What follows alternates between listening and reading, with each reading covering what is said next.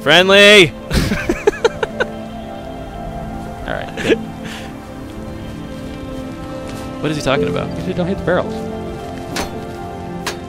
Hey, we're getting main back up. We're gonna let you know. Okay.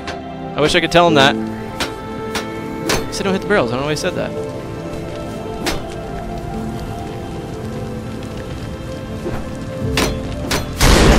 Whoa! Clegg? That was me looking at a note while I'm hitting things, by the way.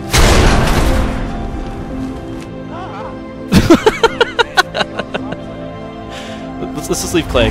No, no, no. Come on.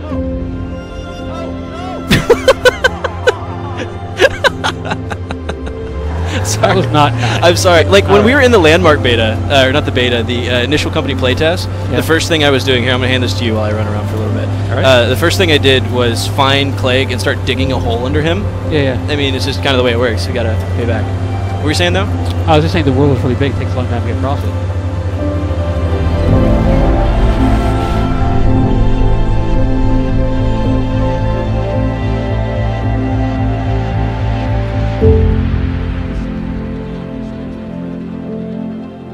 So H1Z1, the new zombie apocalypse survival game from Sony Online Entertainment, had a live stream yesterday where they played the game for 50 minutes. Some of it was just of the two commentators you can see in the bottom left just talking. But I feel in this video I cut down the best 10 minutes out of that live stream and just tell you what I think about the game. Because I think this game has got a lot of promise, given that DayZ standalone has been a little bit slow to develop at the moment, and this might be a really good game to try out. This footage here is a little bit blurred because they were really low health, as you can see the little warning on the top. But I like the fact there's no HUD and stuff up, so it's just you versus the environment. But this game, as I've said before, is based on the PlanetSide 2 engine, so it's going to be really pretty, really nice textures and everything.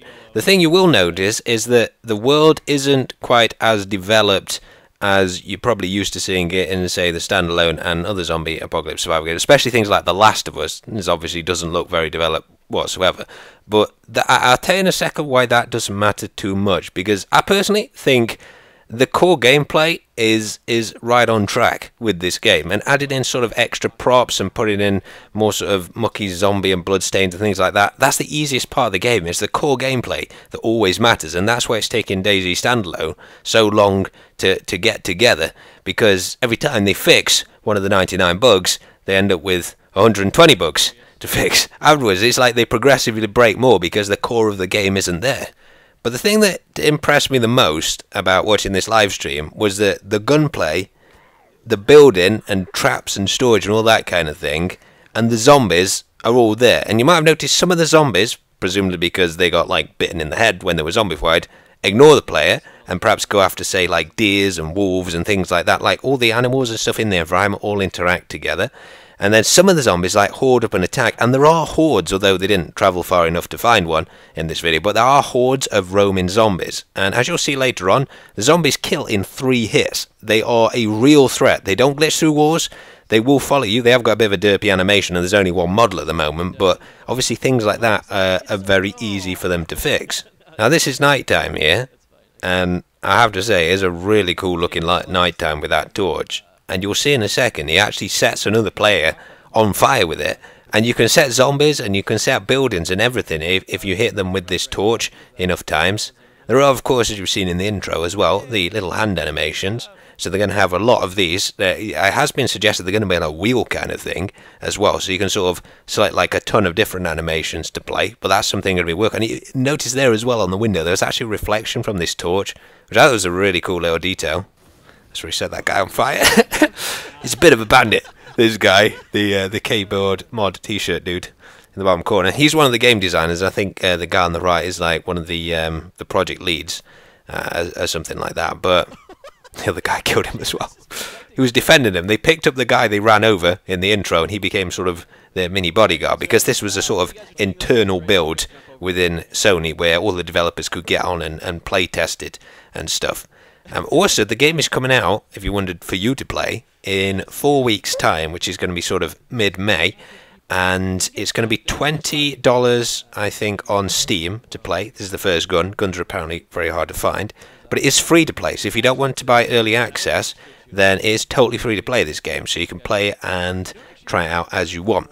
Now, from what they've said, and they were actually talking about this here, if you watch the live stream footage, they were saying that this is definitely not going to be a Twitch shooter, and I'm really glad about that, because personally, I'm not a great fan of the way that sort of gunplay tends to pan out in DayZ. You see, for me, and this is probably where you're going to disagree with me, but this is just my experience of playing DayZ over the last few years.